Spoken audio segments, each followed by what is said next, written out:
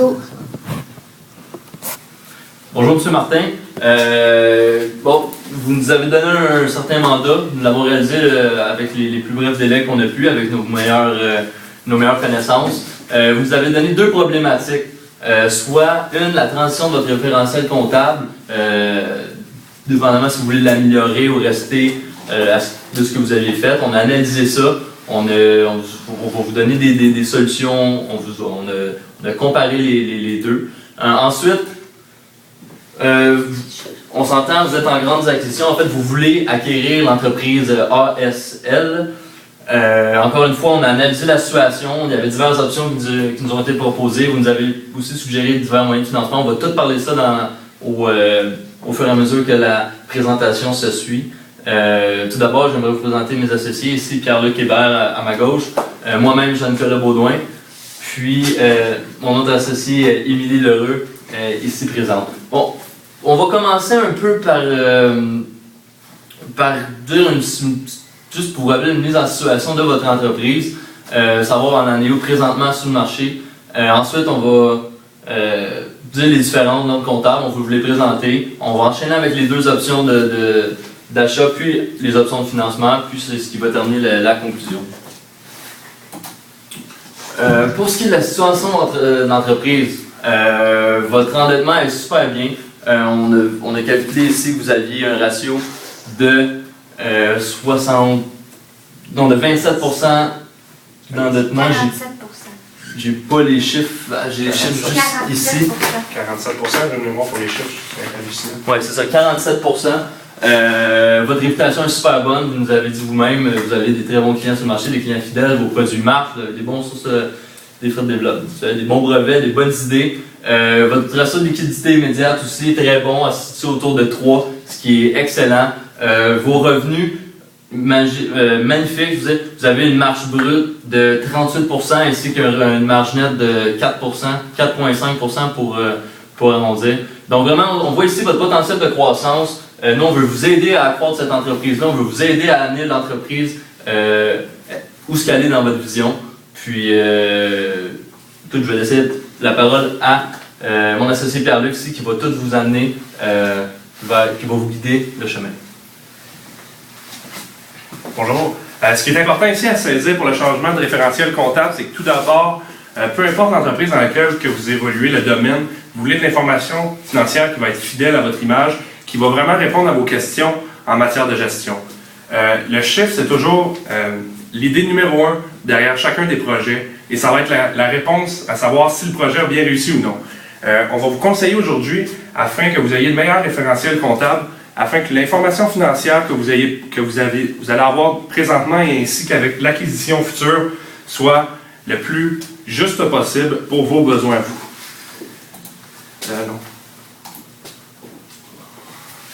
Tout d'abord, pour ce qui est pour le stock, la méthode que vous utilisez actuellement, peu importe le référentiel comptable que vous allez sélectionner, va être accepté dans les deux, que ce soit en NCCF ou en IFRS.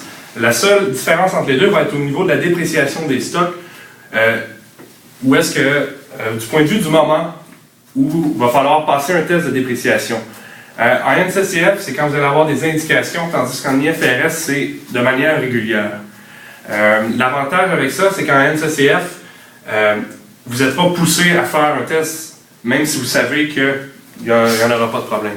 Pour les immobilisations, votre méthode d'amortissement est acceptée dans les deux méthodes. D'ailleurs, je crois que c'est la meilleure méthode que vous pouvez avoir pour la dépréciation de vos actifs. La seule différence va être pour la durée de vie, pour l'assiette d'amortissement qui va être différente d'une méthode à l'autre. Ça serait compliqué de vous expliquer la différence entre les deux, mais je crois que la meilleure chose que vous pouvez tirer de ça, c'est que vous, c'est la sortie d'argent qui est importante. Ça ici, c'est juste qu'une estimation de la durée de vie. Vous la répartissez en fonction de la durée de vie. Pour les frais de recherche et développement, la méthode que vous avez là est très bonne. Cependant, pour l'amortissement de ceux-ci, moi, j'utiliserais un délai beaucoup plus long qui va vraiment refléter le démarrage du produit parce qu'il est en démarrage plus longtemps que 3 ans, des fois, des produits. Le temps qu'il se fasse connaître sur le marché et tout. En ce qui a trait à l'impôt sur le bénéfice, il y a deux méthodes, la méthode de l'impôt futur ou de l'impôt exigible. Vous utilisez déjà l'impôt futur et c'est très bien. ça vous donne vraiment un indicatif du montant d'impôts que vous avez économisé ou que vous devriez payer en fonction vraiment de l'écart entre les taux d'amortissement comptable et fiscal. Du point de vue de la juste valeur de vos instruments financiers, ils sont déjà à la juste valeur. Point de vue NCCF devrait être au coût, mais peu importe, l'importance de vos instruments financiers sont très faibles dans votre entreprise. Donc, peu importe la référentiel qu'on va prendre, il n'y aura pas vraiment d'impact à l'évaluation à la juste valeur ou au coût sur vos états financiers. Les éventualités. La différence ici, c'est qu'en NCCF, il faut les passer en charge lorsque c'est plus que 50% et en IFRS lorsque c'est plus que 80%.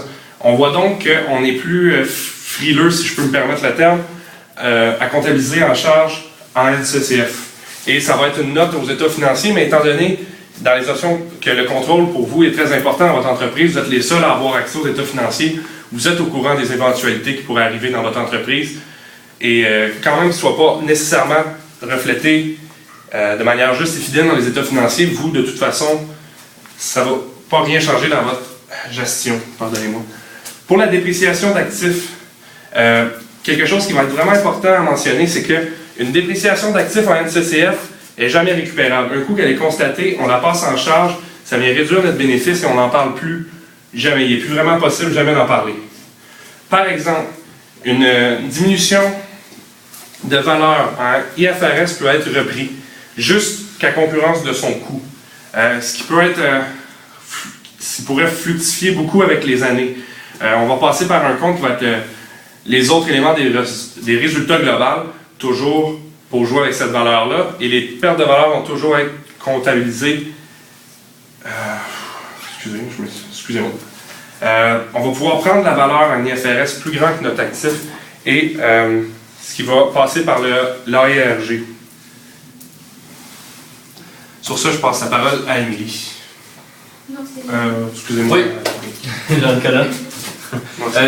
Comme je vous l'ai mentionné au départ, vous aviez deux options pour acquérir cette entreprise-là. La première option qui s'offrait à vous, c'était vraiment l'achat d'actifs.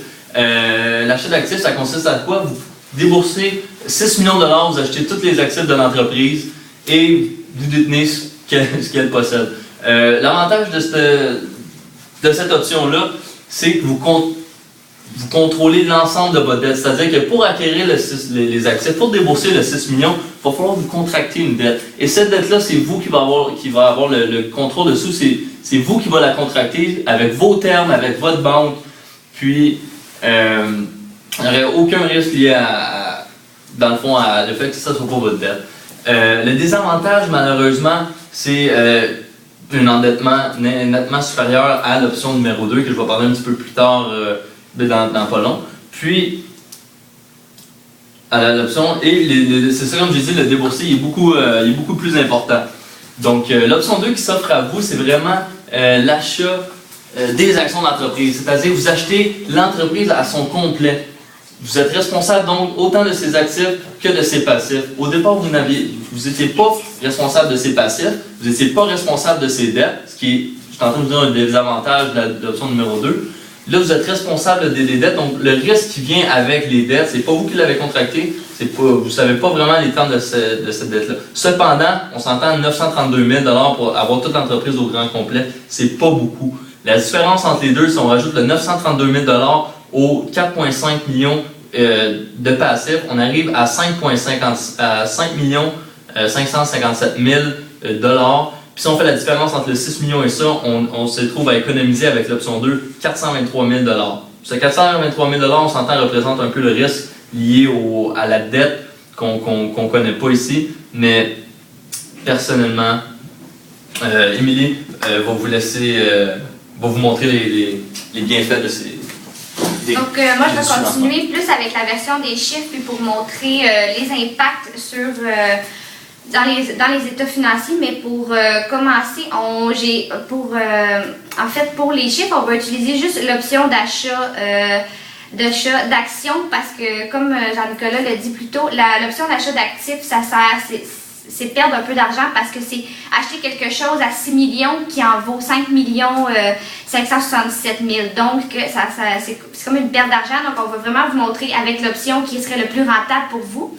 Puis aussi, comme on a oublié de vous mentionner tantôt, on vous conseillait le référentiel de continuer avec les NCECF parce que vos conventions comptables s'appliquent déjà aux deux normes, mais par exemple, les FRS sont beaucoup plus compliqués au niveau des états financiers, donc beaucoup plus de choses à mettre dans les notes, beaucoup plus de choses demandées, donc on vous conseillerait de continuer avec les NCECF.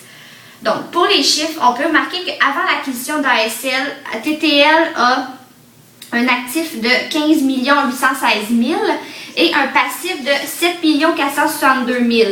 Donc, ce qui fait à TTL un ratio d'endettement de 47 %, ce qui est nettement inférieur au secteur de marché qui disait que c'était 70 %. Et le ratio de liquidité générale est excellent parce que vous êtes capable de couvrir environ 2,2 fois votre passif avec votre actif.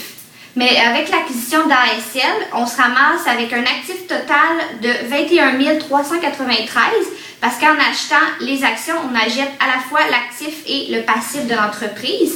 Et pour le passif, on se ramasse avec un passif de 12 107 000. Mais on ne peut pas continuer à regarder juste ces choses-là parce qu'on voit que ça ne balance pas, mais il faut aussi se fier aux sources de financement.